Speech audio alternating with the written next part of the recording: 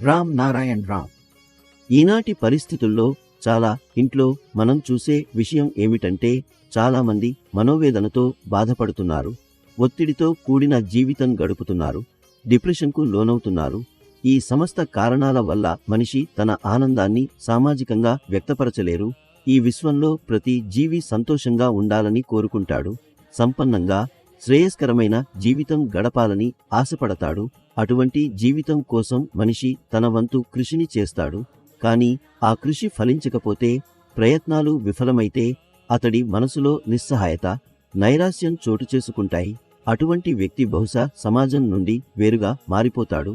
అతడు తన కోరికలను, తన ఆనందాలను ఇతరులతో పంచుకోలేకపోతాడు.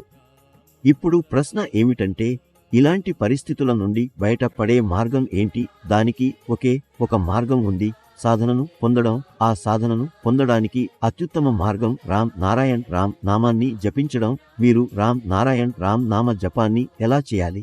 ఇది చాలా సరళమైన విధానం. ఈ బీజ మంత్రాన్ని జపించేందుకు ఎలాంటి ప్రత్యేక ఆసనం అవసరం లేదు. మీరు మీ రోజువారీ పనులు చేస్తూనే జపించవచ్చు, లేకపోతే ఎక్కడో ఒకచోట కూర్చుని మంత్రమై మనసులో జపించవచ్చు, లేదా సత్సంగ్ ద్వారా కూడా మీరు రామ్ నారాయణ్ రామ్ నామంతో అనుసంధానమవ్వచ్చు. ఈ కాలంలో యువతలో సహనం చాలా తక్కువగా ఉంది. తక్కువ సమయంలో, తక్కువ శ్రమతో ఎక్కువ విజయం సాధించాలనే ఆశయంతో ఉంటారు. అది సాధ్యపడకపోతే వెంటనే డిప్రెషన్కు గురవుతారు. అందుకే ఈ రోజుల్లో యువత తప్పకుండా రామ్ నారాయణ్ రామ్ నామంతో అనుసంధానమవ్వాలి. తద్వారా వారి జీవితంలో కొంత ఓర్పు, సహనశీలత కలుగుతుంది. ఈ రోజుల్లో ముఖ్యంగా అవసరమైనది మీ వివేకాన్ని గుర్తించడం. ఎందుకంటే ఇదే వివేకమే మనకు జీవితంలో సుఖం, శాంతి, విజయానికి దారి చూపుతుంది. ఇదే మనలో ఆలోచించే, అర్థం చేసుకునే లోతైన బలాన్ని పెంపొందిస్తుంది. ఈ వివేకం రామ్ నారాయణ్ రామ్ జపం ద్వారానే పుడుతుంది. మంత్రాన్ని మీరు ఎంత ఎక్కువగా జపిస్తారో అంత ఎక్కువగా మీలో ఆత్మవివేకం పెరుగుతుంది.